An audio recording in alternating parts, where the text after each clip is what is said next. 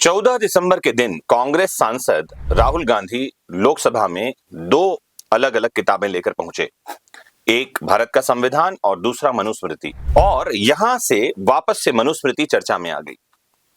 मनुस्मृति क्या है? बाबा साहब आंबेडकर ने मनुस्मृति क्यों जलाई थी?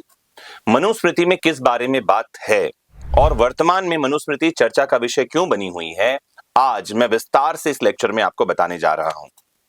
ध्यान रखिए, जाति, संप्रदाय, धर्म, इन सब से ऊपर उठ करके भारतीय बनने का प्रयास कीजिए और आज इस बात को एक भारतीय बनकर सुनिए। अगर आपको ये लेक्चर पसंद आए तो कमेंट में जरूर अपने विचार बताइए। मेरा उद्देश्य केवल कानून की जानकारी आप तक पहुंचाना है और ऐसे मुद्दों को कानून के नजरिए से देखना मेरा उद्देश्य है। आप भी इसी उद्देश्य चैनल से जुड़िए कि आपको जानकारी चाहिए और आप अपना मत स्वयं बना सकें। किसी के बने बनाए मत से आप संचालित न हो। अगर इतना आप प्रण कर लेंगे तो शायद हमारा और आपका दोनों का उद्देश्य पूरा हो जाएगा। टाइमलाइन पे चलता हूं और फिर बताता हूं कि 12 अध्याय और लगभग 2600 श्लोकों में मनुस्मृति में क्या बताया गया है। क्या ये कानून वाकई में महिला और दलित विरोधी है? इसकी भी पड़ताल हम करेंगे। आइए शुरू करते हैं। तो हालिया प्रकरण ये है कि आरजेडी प्रवक्ता प्रियंका भारती ने मनुस्मृति की प्रतियों को एक लाइव डिबेट में फाड़ दिया। 18 दिसंबर को एक डिबेट हुआ था। प्रियंका ने इसका वीडियो एक्स पर पोस्ट किया। सोशल मीडिया में दो फाड़ हो गया। एक तरफ प्रियंका का समर्थन करने वाले लोग थे और दूसरी ओर मनुस्मृति को सर्वश्रेष्ठ बताने वाले लोग थे। तो मनुस्मृति है क्या और कहां से चर्चा में आई? तो मनुस्मृति हिंदू धर्म के सबसे पुराने ग्रंथों में से एक है। आपको बता दूं कि लगभग 1800 साल पहले यह किताब अस्तित्व में आई है। कहा जाता है कि यह वो समय था जब वैदिक हिंदुत्व मंदिर आधारित पौराणिक हिंदुत्व में बदल रहा था। इतिहासकार है नरहर कुरुंदर। उनकी किताब है मनुस्मृति कॉन्टेम्पररी थॉट्स। इसमें वो लिखते हैं कि मनुस्मृति दो शब्दों का मेल है, पहला मनु और दूसरा स्मृति। स्मृति का मतलब होता है धर्मशास्त्र। ऐसे में मनुस्मृति का मतलब होगा मनु द्वारा लिखा गया धर्मशास्त्र। ईसा के जन्म से लगभग 300 साल पहले इसकी रचना हुई है, ऐसा माना जाता है। आपको बता दूं कि इंडोलॉजिस्ट पैट्रिक ओलिवेज अपनी किताब मानुस कोड ऑफ लॉ इसमें लिखते हैं कि मनुस्मृति एक यूनिक और सिमेट्रिक स्ट्रक्चर में लिखी गई किताब है और ऐसा लिखना इस बात की ओर इशारा करता है कि इसे या तो किसी बहुत विद्वान प्रतिभाशाली व्यक्ति ने लिखा है या सशक्त अध्यक्ष होगा जिसने इसे तैयार किया है। नरहर कुरुंदकर अपनी किताब में लिखते हैं कि मनुस्मृति में अधिकार, अपराध, बयान और न्याय के बारे में बात की गई है। ये मौजूदा कानून की किताबों की तरह लिखी गई है। तो ये तो था कुछ इतिहासकारों का हवाला, कुछ भारतीय, कुछ विदेशी। मैं लगातार आपको ऐसी किताबों के हवाले देते रहूंगा। आइए समझते हैं कि मनुस्मृति के 12 अध्यायों में किन चीजों के बारे में लिखा गया है, इतिहासकार इसे किस नजरिए से देख रहे हैं। फिर हम पड़ताल करने चलेंगे कि क्या यह किताब महिला और दलित विरोधी है और फिर समझेंगे कि आंबेडकर साहब ने इसे क्यों जलाया था। तो यह किताब कुल 12 अध्यायों में बटी हुई है जिसमें 2684 श्लोक हैं। अध्याय 1 जो है प्रकृति के बनने, 4 युगों के निर्माण, 4 वर्णों, इन सब के बारे में जानकारी देती है। अध्याय 2 में ब्रह्मचर्य और अपने मालिक की सेवा के बारे में बताया गया है। तीसरा अध्याय जो है विवाह की रस्म, रीति रिवाज, इन सब के बारे में बताया है और साथ ही इसमें श्राद्ध से जुड़ी जानकारी भी है। चौथा अध्याय गृहस्थ धर्म के बारे में है, खाना खाने के नियम और 21 तरह के नरकों के बारे में ये जानकारी देती है। पांचवा अध्याय महिलाओं के कर्तव्यों और शुद्धता तथा अशुद्धता के बारे में बताती है। छठा अध्याय इसमें संतों के बारे में बताया गया है और उनके गुणों का जिक्र है। सातवां अध्याय राजा के कर्तव्यों के बारे में बताती है। आठवां जो अध्याय है ये अपराध, न्याय, वचन, राजनीतिक मामले, इन सब के संबंध में विस्तृत जानकारी प्रदान करता है। नवां अध्याय महिला पुरुष के संबंधों और पैतृक संपत्ति के न्यागमन के बारे में है।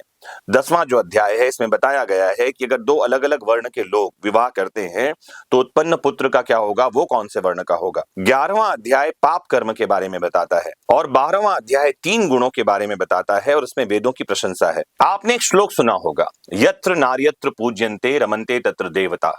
मतलब जहां नारी की सेवा की जाती है, जहां नारी को पूजा जाता है, जहां नारी का सम्मान होता है, वहां देवता वास करते हैं। जब किताब में इतनी सारी बातें हैं तो कैसे ये दलित विरोधी हुई? आइए पड़ताल करते हैं और क्या किताब में नारी विरोधी बातें भी हैं, इसको भी समझते हैं। तो पैट्रिक ओलिवेल की किताब देखिए। वो अपने कमेंट में कहते हैं कि इस ग्रंथ का मकसद राजा की संप्रभुता और ब्राह्मणों के मार्गदर्शन में एक बेहतर समाज के निर्माण की ब्लूप्रिंट तैयार करना था। शायद इसे ब्राह्मणों को पढ़ाया भी जाता होगा और लोगों को पढ़ाया जाता होगा। वेंडी और ब्रायन के अनुसार इस किताब के लेखक जो हैं वो ब्राह्मण को मानव जाति का आदर्श प्रतिनिधि मानते हैं, जबकि क्रम में उन्होंने सबसे नीचे शूद्र को रखा है।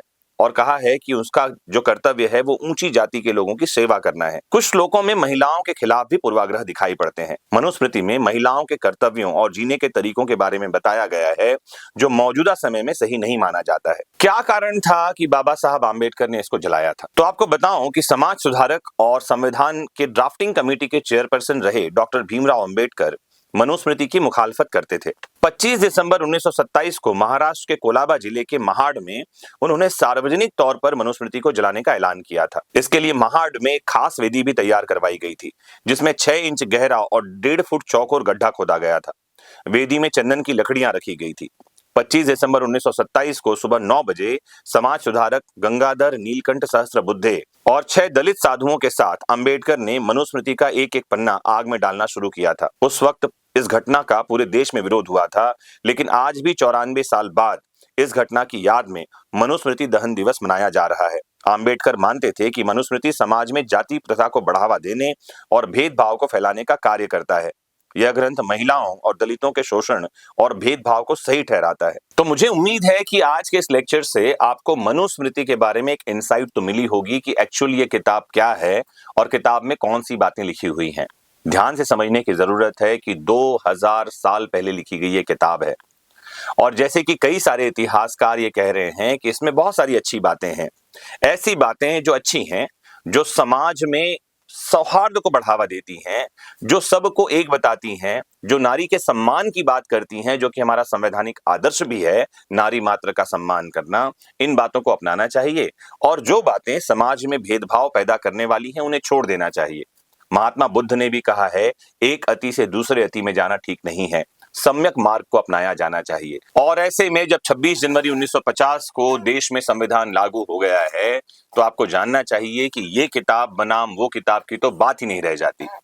ये चर्चा तो कोई काम की ही नहीं है, जिससे संविधान को लेकर संसद में उठाया गया कि ये वाली किताब चलेगी कि ये वाली। ध्यान रखिए, देश में विधि का शासन है, और रूल ऑफ लॉ का मतलब है कि देश का सर्वोच्च विधि भारत का संविधान है। संविधान के साथ किसी और किताब की तुलना की ही नहीं जा सकती कि ये वाली लागू होगी या ये वाली लागू होगी। आइए देश के संविधान की रक्षा करें, संविधान का सम्मान करें, और हमारे मूल कर्तव्यों में से एक सबसे महत्वपूर्ण मूल कर्तव्य है कि हम अपने संविधान की रक्षा करें और संवैधानिक मूल्यों का सम्मान करें। आपको जुड़े रहना है आपके फेवरेट प्लेटफॉर्म वैदिक शिक्षा से, जानते समझते रहना है देश दुनिया में घटने वाली बातों को कानून के नजरिए से। मुझे उम्मीद है कि आज का ये लेक्चर आपको पसंद भी आया होगा, समझ भी आया होगा। जुड़े रहिए आपके अपने फेवरेट प्लेटफॉर्म वैदिक शिक्षा से। नमस्कार, जय हिंद।